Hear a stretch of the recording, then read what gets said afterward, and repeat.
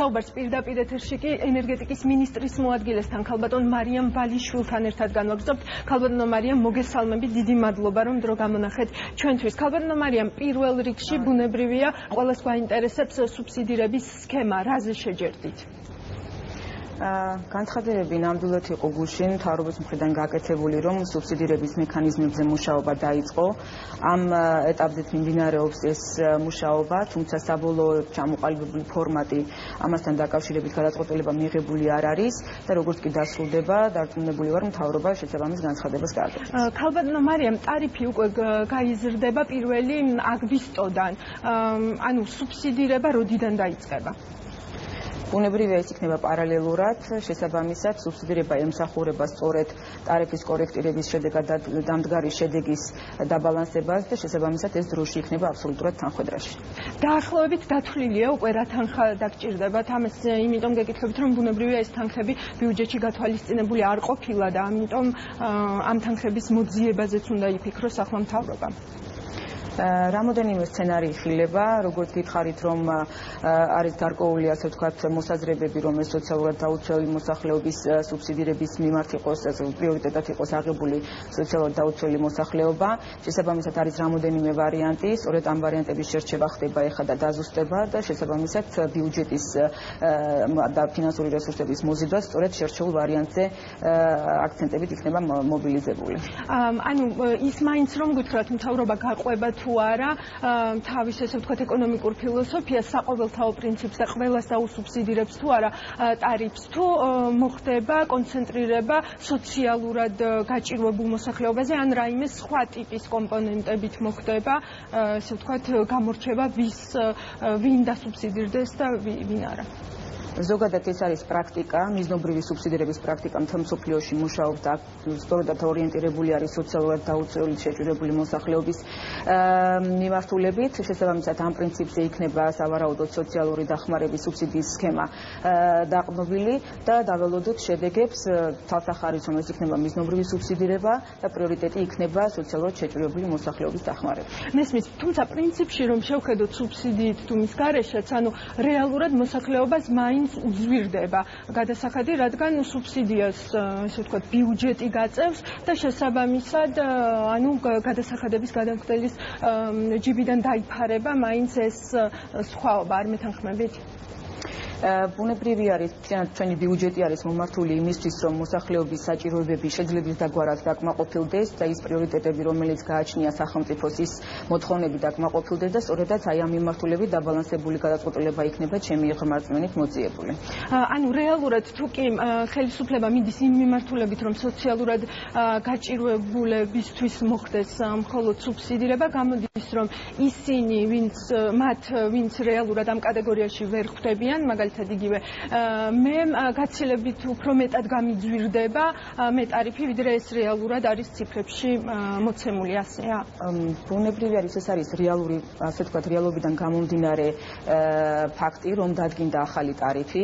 ახალი ტარიფი ასახავს იმ რეალობას სწორედაც და კანონმდებლობის შესაბამისად იყო მისი დადგენა განხორციელებული. ეს არის შედეგი და ამ შედეგის დაბალანსება სწორედაც მიზნობრივი სუბსიდირების საშუალებით თავისი შესაძლებლობის ფარგლებში გადაწყვეტავს მთავრობა აი ამ სუბსიდიის სახით. ბუნებრივი არის, ეს არის კომბინირებული მიდგომა, მაგრამ რესურსი, რომელიც სუბსიდიისთვის იქნება გამოყენებული, ბუნებრივი არის, ეს არ იქნება, ასე ვთქვათ, დამაზიანებელი გრძელვადიან პერსპექტივაში იმ ბიუჯეტის შესრულებისა, რომელიც, ასე ვთქვათ, მიღებული აქვს მთავრობას და შესაბამისად თუმცა გადასახადის გადამხდელზე გაიზრდება, ამაზე ვთანხმდებით. აი 300 კილოვატ-საათზე მეტს ვინც ხარჯავს და აქ ძირითადად ბიზნესიც არის წარმოდგენილი, რომ ვთქვათ, მათ არც მაშინ შეუმცირდათ ტარიფი და ახლა ეზრდებათ ეს ტარიფი. მე ზოგადად მინდა გითხრათ, რომ ტარიფი შეკვეთით არ დგინდება ნამდვილად. ანუ ტარიფი ასახავს იმ რეალობას, რაც ჭირდება სექტორს.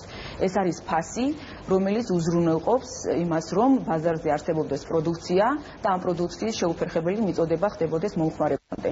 ასე რომ ტარიფის შეკვეთა ის რამდენად, ასე ვთქვათ, სურვილის და მიხედვით ეს არის წარმოუდგენელი და არსად ესეთი რამ არ კეთდება და მით უმეტეს ამის დაშვებას არ აკეთებს ჩვენი კანონმდებლობა. ამიტომ რეალობამ განაპირობა, რომ ტარიფი დადგინდა ის, რაც ყველა მოვისმენთ გუშინ და ამ რეალობის შედეგად მაქსიმალურად ეცდება მთავრობა, რომ მოსახლეობას ხელი გაუმართოს. დიახ, აი ქალბატონო მარიამ, თქვენ თქვით, რომ ტარიფი შეკვეთით არ დგინდება, როდესაც ადრე შემცირდა ეს ტარიფი თქვენ ხელისუფლებაში მოსulis შემდეგ. ეს ტარიფი შემცირდა, ასე ვთქვათ, ხელისუფლებასა და ორ კომპანიას შორის მემორანდუმის საფუძველზე. ეს იყო ენერგოპროჯორჯია და რაოესი. მაშინ რა გაანგარიშებებს ეფუძნებოდა ეს შემცირება და რატომ იყო შესაძლებელი რომ შემცირებულიყო ტარიფი? ამასთან დაკავშირებით ძალიან ბევრი განმარტება გაკეთდა იმ დროისთვისაც და მთელი ამ 2 წლის განმავლობაში მგონი განმარტება ნამდვილად არ დაგვიკლია ამ თემასთან დაკავშირებით. მაშინ შემცირება, რომელიც განხორციელდა, ეს იყო პრაქტიკულად რამდენიმე თვიანი კონსულტაციების შედეგად, თუ რისი შესაძლებლობა იყო იმისთვის, რომ ერთის მხრივ ინტერესები მოსახლეობისა ყოფილიყო დაკმაყოფილებული, ხოლო მეორეს მხრივ აი ამ ინტერესების დაკმაყოფილებას კომპანიისთვის არ შეექმნა პრობლემა, სექტორისთვის პრობლემა არ შეექმნა და შესაბამისად ელექტრომომარაგებას, უწყვეტ ელექტრომომარაგებას პრობლემა არ შეექმნა. სწორედ ეს იყო ის დაბალანსებული გადაწყვეტილება ტარიფის შემცირების კუთხით, რომელიც განხორციელდა 3 წლის წინ. ახლა მინდა 2015 წლის აპრილში გამართული პარლამენტის სხდომა გავიხსენო, სადაც მაშინ ბატონი ზურაბ ჯაფარიძე საუბრობდა ენერგეტიკაში შექმნილ მდგომარეობაზე. ჩვენ შეგვიძლია მოვისმინოთ ეს კომენტარი და შემდგომ განვაგრძელოთ საუბარი. მოხდა ელექტროენერგიისა და ბუნებრივი აირის ტარიფების უმნიშვნელო შემცირება, რაც ხარჯია ვერ იგრძნო გაჭირებულმა მოსახლეობამ. და ეს გაკეთდა იმის ხარჯზე, რომ კერძო კომპანიების ხელშეკრულებებიდან ამოღებული იქნა საინვესტიციო და ინფრასტრუქტურის მოვლა პატრონობის ვალდებულებები.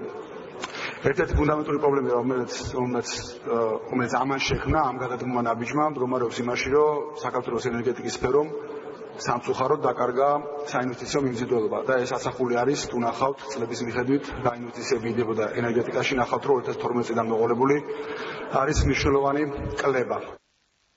ქალბატონო მარიამ, კიდევ ერთხელ გავიმეორებ ჩემს კითხვას, რომელიც სულ ცოტა ხნის წინაც დაგისვით. მაშინ რა გაანგარიშებებს დაეფუძნა ეს გადაწყვეტილება და რის ხარჯზე გახდა, რომელი კომპონენტის ხარჯზე გახდა შესაძლებელი, რომ ტარიფი შემცირებულიყო? მე რომ გუშინდელი გადაწყვეტილება აქ არ იყო დამოკიდებული გარკვეულ ინვესტიციებზე, ქსელში, რეაბილიტაციაზე და ასე შემდეგ, აი ამ კომპონენტის ცვლილებაზე, ეს იყო ცალსახად ელექტროენერგიის თვითღირებულების კორექტირების გასაგებია, ჯერ ძველ გადაწყვეტილებაზე. რაც შეეხება ძველ გადაწყვეტილებას, ეს გადაწყვეტილება იყო მიღებული 2013 წელს და თქვენ თუ ნახავთ პირდაპირ უცხოურ ინვესტიციებს ქვეყანაში, სწორედ 13 წელს იყო პრაქტიკულად ენერგეტიკა პირველი სექტორი უცხოური ინვესტიციების თვალსაზრისით. ასე რომ ბუნებრივი არის ფასი ბაზარზე განაპირობებს მიმზიდველობას სექტორისას და მე დარწმუნებული ვარ ის სატარიფო გადაწყვეტილებები, რომელსაც დამოუკიდებელი მარეგულირებელი კომისია იღებს, ასე ვთქვათ, რეალურად ასახავს იმ გამოწვევებს, რომელიც აქვს ბაზარს და შესაბამისად სწორ სიგნალს აწვევს როგორც მომხმარებელს, ასევე ინვესტორს. თუმცა ჩვენ ისიც ვიცით, რომ დაუშვათ იგივე ენერგოპროჯორჯია ტარიფის გაზრდის აუცილებლობაზე საუბრობდა უკვე 2014 წლის ივლისიდან მოყოლებული, მაშინ როდესაც ესე ვთქვათ ლარის რყევა არ იდგა დღის წესრიგში. მაშინ რა იყო მიზეზი? ბუნებრივი არის ამას საუბრობდა, შესაბამისად სექტემბერში მას დაუდგინდა ახალი ტარიფი და ეს იყო კონკრეტულად განაწილების მისი უშუალო საქმიანობის ნაწილში დადგენილი იქნა ახალი ტარიფი 1 სექტემბრიდან.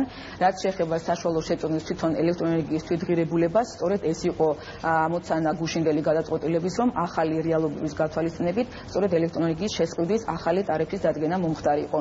და ამან რაც განაპირობა ძალიან დიდი განმარტებები, ასე ვთქვათ, სრულყოფილი განმარტებები გააკეთა მარეგულირებელმა კომისიამ, რომ ამის მიზეზი სწორედაც იყო უცხოური ვალუტის გამყარება ყველა ვალუტასთან მიმართებაში და მათ შორის ლართან მიმართებაში, იმპორტის გაზრდილი მოცულობა და ეს იყო ის, ასე ვთქვათ, გამომწვევი მიზეზები, რომელმაც უფრო მძიმე და მოთხოვნილი ხასიათი შეიძინა სწორედაც ნოემბრის თვიდან. მესმის ქალბატონო მარიამ, ჩვენთან ეთერში ანალიტიკოსები ძალიან ხშირად საუბრობენ იმაზე, რომ ფუნდამენტური ფაქტორები თუ არ გამოსწორდა, იგივე ინვესტიციები, რაზეც თქვენ საუბრობდით, ტურიზმი და ასე შემდეგ, მაშინ ლარის გაუფასურება გაგრძელდება და მათი პროგნოზი არის სამწუხაროდ სწორედ ის, რომ ეს პროცესი გაგრძელდება. რა მოხდება ენერგოპოლიტიკაში?